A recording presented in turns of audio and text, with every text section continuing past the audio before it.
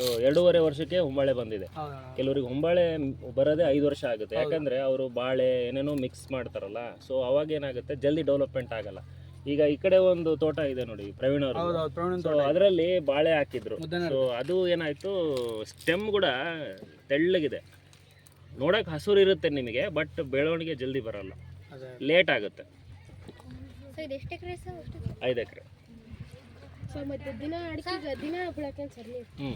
ಸ್ವಲ್ಪ ಸ್ವಲ್ಪ ಇದು ಗೊತ್ತಾ, 7 ರಿಂದ 8 ದಿನ ನೀರು ಬೀಳ ಅಂದ್ರೆ ಈಗ ಹೆಂಗ್ ಹಸ್ರ ಆಯ್ತಲ್ಲ ಹಂಗೆ ಒಣಗ. ಕಂಪಲ್ಸರಿ 50% ನೆರಳಿರಬೇಕು. ಬಿಸಿಲು ಬಂತು ಅಂತಂದ್ರೆ ಅದು ಜಲ್ದಿ ಹಾಳಾಗ್ಬಿಡುತ್ತೆ ಗಿಡ, ಕೋಕೋ ಗಿಡ.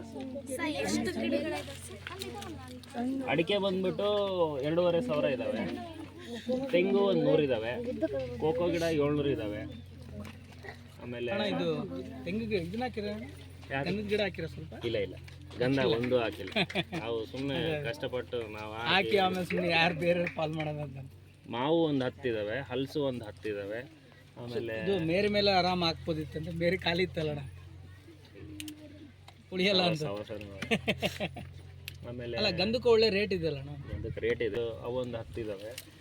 ಆಮೇಲೆ ಅಂಜೂರ ಒಂದು 2 ಇದೆ ಅಷ್ಟೇ. ಸರ್ ನೀವು ಪ್ಲಾನ್ ಮಾಡ್ಕೊಂಡು ಮಾಡಿದ್ರಿ ಸರ್ ಈ ಥರ ಮಾಡಬೇಕಂತ? ಹೌದು. ಯಾವಾಗ ಸ್ಟಾರ್ಟ್ ಮಾಡಿದ್ರಿ ಸರ್? ಇದು ಈಗ 3 ವರ್ಷ ಆಯ್ತು ಈಗ. ಸೊ 3 ವರ್ಷಕ್ಕೆ ಇಷ್ಟು ಬೆಳೆದಿದೆ.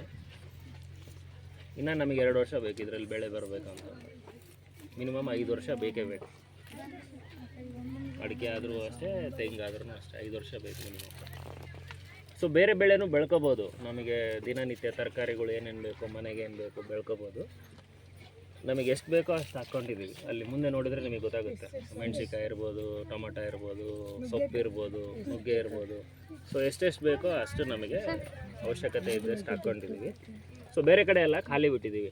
ಸೊ ಖಾಲಿ ಬಿಟ್ಟಿರೋ ಉದ್ದೇಶ ಏನಂತಂದರೆ ಅಡಿಕೆ ಫಸಲು ಜಲ್ದಿ ಬರಲಿ ಅಂತ. ಬೇರೆ ಹಾಕ್ಬೋದು, ಬಾಳೆ ಅಂತೆ, ಪಪ್ಪಾಯ ಅಂತೆ ಏನಾದರೂ ಹಾಕ್ಬೋದು, ಬಟ್ ಅಡಿಕೆ ಗಿಡಕ್ಕೆ ಬೆಳೆ ಲೇಟಾಗಿ ಬರುತ್ತೆ.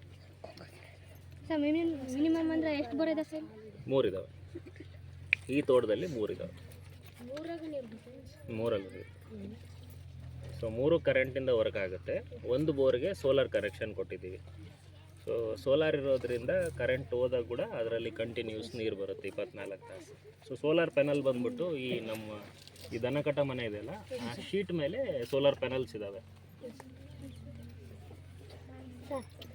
ದುಡ್ಡು ಎಷ್ಟು ಇರ್ಬೇಕು?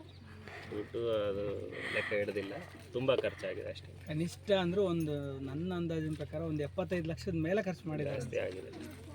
ಜಾಸ್ತಿ ಖರ್ಚು ಆಗಿದೆ.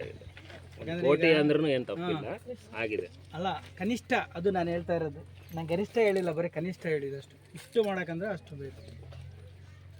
ಯಾರು ಒಂದೇ ಸರಿಗೆ ಹಾಕಿಲ್ಲ, ಕ್ರಮೇಣ ಹಾಕ್ಯಂತ ಸ್ಟೆಪ್ ಬೈ ಸ್ಟೆಪ್ ಒಂದೊಂದೇ ಇದಕ್ಕೆ ಬೇಕಾದ ಮಿಷಿನ್ಸ್ ಇರ್ಬೋದು, ಇದಕ್ಕೆ ಏನೇನು ಬೇಕೋ ಔಷಧಗಳಿರ್ಬೋದು, ಸೊ ಸಣ್ಣ ಪುಟ್ಟ ಟೂಲ್ಸ್ ಆಗಲಿ ಎಲ್ಲ ಸೇರಿದ್ರೂ ತುಂಬ ಖರ್ಚಾಗಿದೆ. ಆಮೇಲೆ ಏನು ಗೊತ್ತಾ, ನೀರು ರೆಡಿ ಇದು ಏನಾರ ಸಿಡು ಅಂತಂದು ಸಿಡಿತತ್ತದು, ಹಂಗೇನ ಒಂಥರ ಸಿಡಿದು ಗರಿ ಏನಾರು ಒಣಗ್ತು ಅಂದರೆ ಮತ್ತೆ ಯಾವುದೇ ಕಾರಣಕ್ಕೂ ಮತ್ತೆ ಹಸ್ರಾಗಲ್ಲ, ಇದು ಮುಗಿದೋತು, ಏನು ಮಾಡಂಗಿಲ್ಲ ಮತ್ತೆ ಕಡಿ.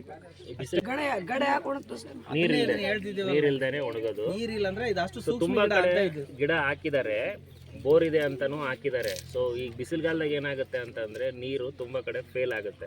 ಸೊ ಅವಾಗ ಏನು ಮಾಡಿದ್ದಾರೆ, ಕೆಲವು ಕಡೆ ಕೊಡದಲ್ಲಿ ನೀರನ್ನ ಎತ್ಬಿಟ್ಟು ಹಾಕಿದ್ದಾರೆ ತುಂಬ ಕಡೆ.